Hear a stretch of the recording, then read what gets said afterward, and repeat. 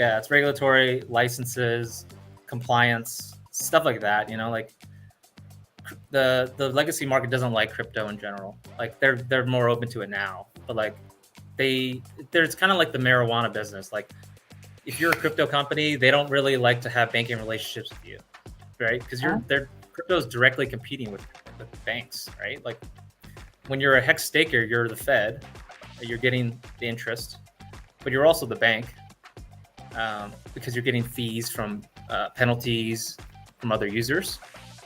So we're just like crypto is just a direct competitor to banks, so they don't like to, and also it's unregulated for the most part.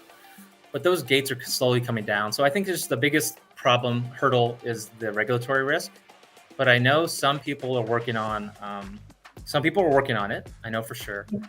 And some of the Discourse guys I talked to, they're working on like a grayscale competitor too, which would be great. That would be another phenomenal, like just vertically, I guess it's not really vertical integration because it's not like a crypto per se, but being able to buy a Hex trust or a Hex asset from your Fidelity or your E-Trade account, to me, that is one of the most bullish things that I've heard in a long time. And that's one of the things I've wanted to see in Hex since the beginning.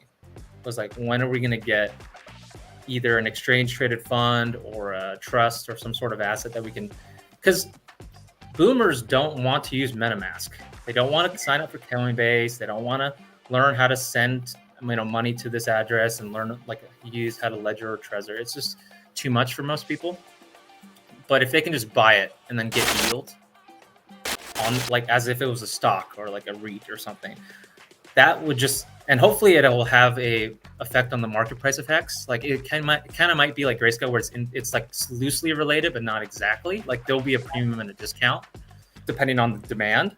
But I just think that that's going to be a great way to absorb supply too, right? If they can absorb supply, buy it on the market, and then lock it up for 555.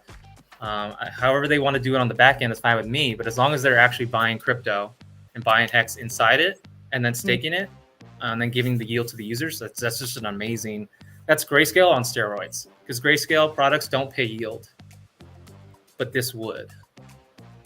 Right, and the yield is. I don't know yet. The yield is going to be high.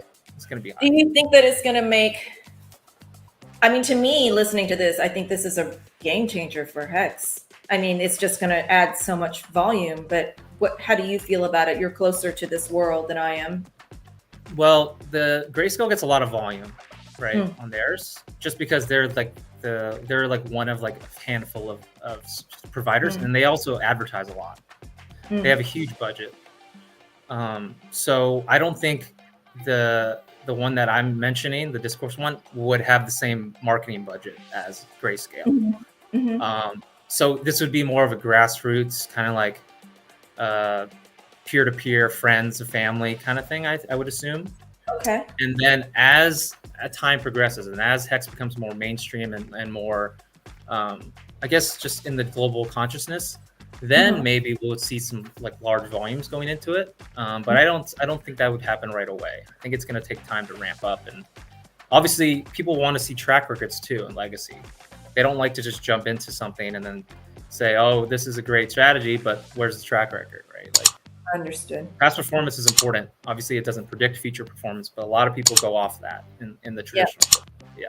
Yeah. So.